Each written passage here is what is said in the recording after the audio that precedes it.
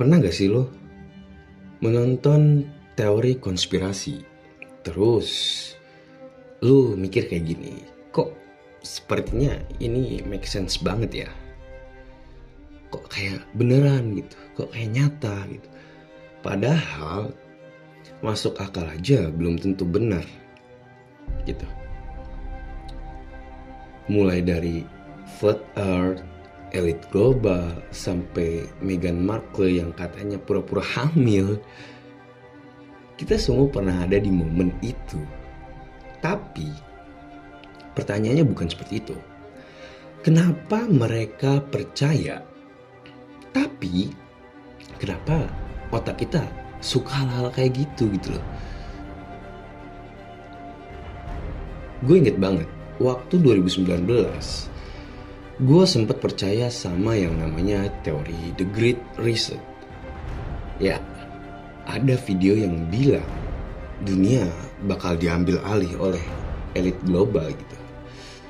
Pakai dengan metode cara krisis ekonomi dan pandemi, atau mungkin cara-cara yang lain yang dimana elit global mengontrol semua manusia yang ada di muka bumi gitu. Semua orang di dunia ini berbicara seperti itu, bahkan dari golongan tua pun membicarakan hal seperti itu gitu. Entah itu berbicara teori konspirasi dari si anu, bahkan Indonesia pun ada yang berbicara tentang teori konspirasi seperti itu. Waktu itu gue cuman ngerasa kayak, wah, ini menjelaskan semua kekacauan yang ada di dunia gitu. Semua keterlibatan yang ada di dunia ini membicarakan itu.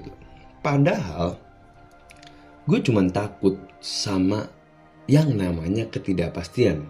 Sebenarnya seperti itu. Dan ternyata perasaan itu bukan cuman gue yang punya. Dari belahan penjuru dunia, bahkan kota-kota terpencil memikirkan hal yang sama itu. Entah itu dari segi ekonomi, kesehatan, politik, pendidikan, bahkan yang lainnya gitu loh. Sebenarnya ada teori psikolog yang ternyata berperan di balik konspirasi tersebut gitu. Mungkin seperti otak suka pola Patimisiti, meski pola itu nggak ada gitu. Konfirmasi bias, kita cari data yang cocok sama ketakutan kita gitu.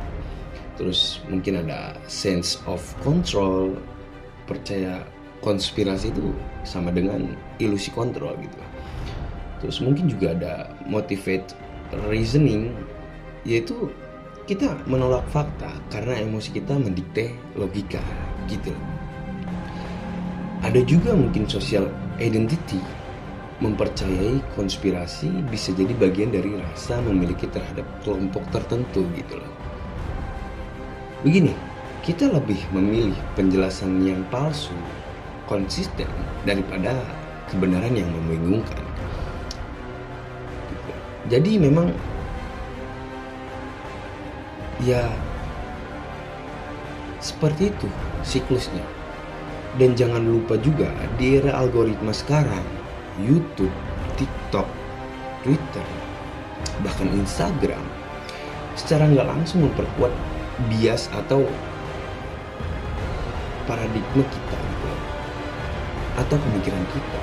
Karena konten yang kamu tonton hari ini bakal ditambahin konten serupa besoknya. Jadi makin dalam makin yakin.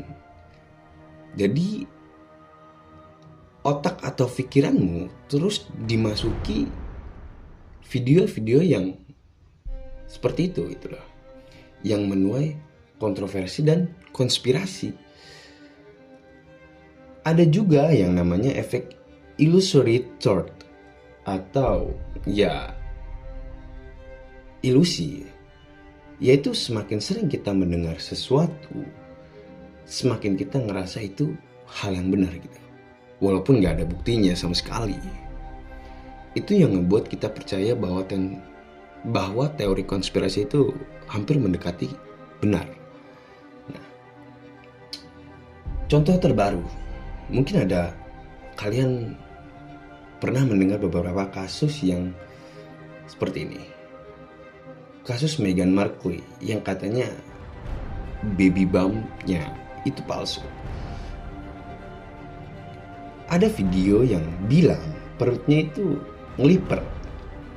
Ada analisa gerakan tubuh, ada AI generated proof. Semua dibungkus rapi kayak investigasi dokumenter gitu.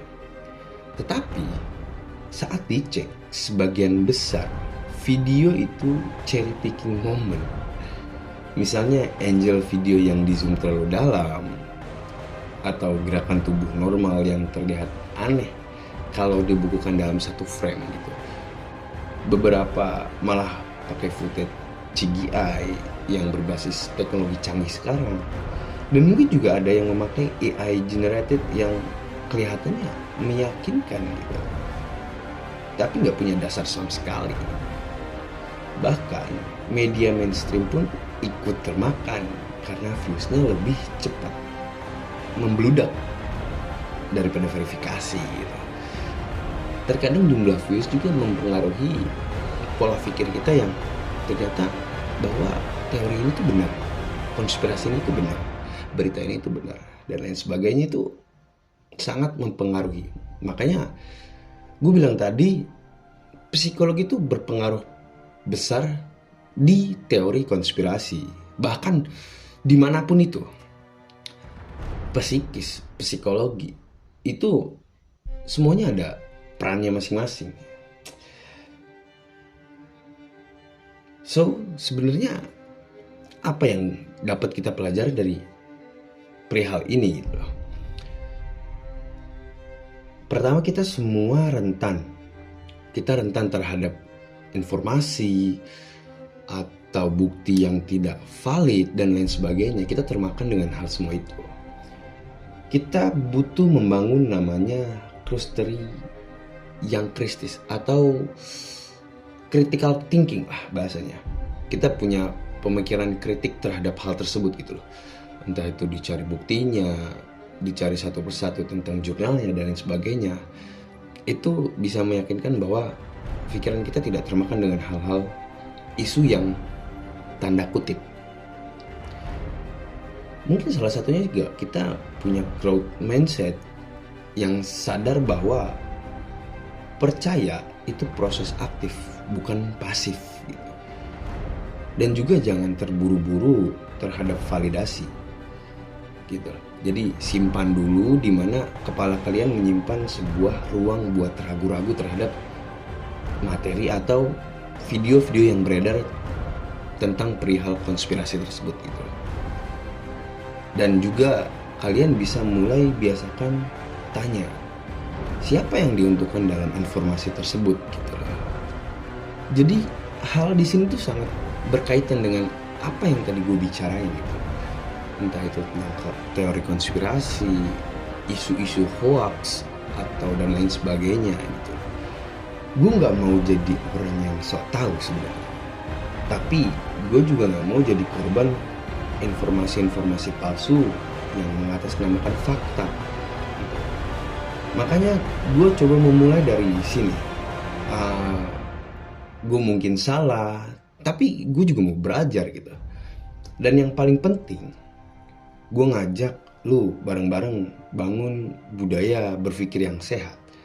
Nggak harus skeptis sama semua hal gitu, tapi juga jangan mudah percaya cuman karena rame atau viral atau trending ya atau dan lain sebagainya lah. So, budayakan kritis terhadap sesuatu yang memang faktanya belum terjamin, buktinya belum oke gitu loh. Jadi sekarang gue mau tanya nih ke lo, kapan terakhir kali lo percaya terhadap sesuatu yang ternyata itu salah gitu loh. Dan apa yang lu pelajarin dari hal tersebut gitu. Kalau ada yang mempunyai pengalaman seperti itu, komen di bawah ya, oke? Jangan lupa like and subscribe kalau lu suka konten yang berpikir atau konten yang bisa buat lu mikir. Komen. Dan komen di bawah teori apa yang pernah kamu percaya terhadap hal-hal tersebut. Oke, see you in the next video. Gua pamit. Salam.